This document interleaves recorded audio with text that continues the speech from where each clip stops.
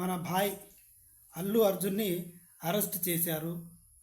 బెయిల్కి apply చేసుకుంటే మొత్తానికైతే 14 days remand అలా జరిగింది.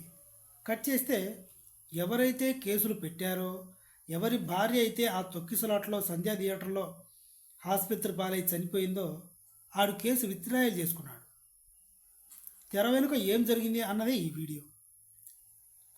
పవన్ కళ్యాణ్ గారు డీజీపీ గారికి ఫోన్ చేశారు. చంద్రబాబు నాయుడు గారు రేవంత్ రెడ్డికి ఫోన్ చేశాడు, తెలంగాణ మినిస్టర్ చీఫ్ మినిస్టర్కి.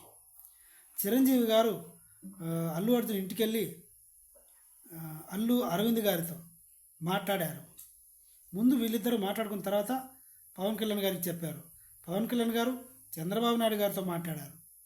వీళ్ళంతా కలిసి రేవంత్ రెడ్డితో మాట్లాడారు.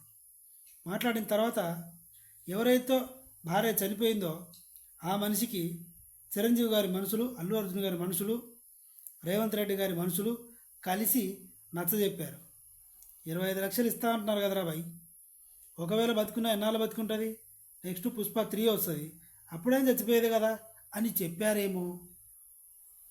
మొత్తానికి ఇంకొంచెం ఎక్కువైనా సరే ఇచ్చేసి సద్దు మనిగేలా చేసి కేసు విత్డ్రా చేసుకున్నాను. ఆ రోజు సంధ్యా థియేటర్లో అల్లు అర్జున్ గారికి నా భార్య తొక్కిసలాట చనిపోవడానికి సంబంధమే లేదు అని మీడియా వాళ్ళకి చెప్పేశాడు ఈరోజు సాయంత్రం. మొత్తానికి తప్పించుకోవడానికి ఎన్నో మార్గాలు. నేనైతే అల్లు అర్జున్ని అరెస్ట్ చేస్తారని నేనైతే అనుకోలేదు.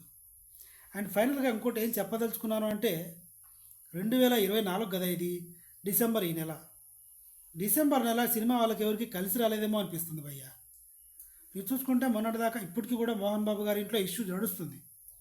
ఆయన ఉన్నోడు ఊరుకొండకుండా ఎవడో ప్రెస్ని కొట్టాడు, టీవీ నేను కొట్టాడు, టీవీ నేను చచ్చిపోయాడు అన్నట్లుగా బిల్డప్ ఇచ్చారు వాళ్ళు.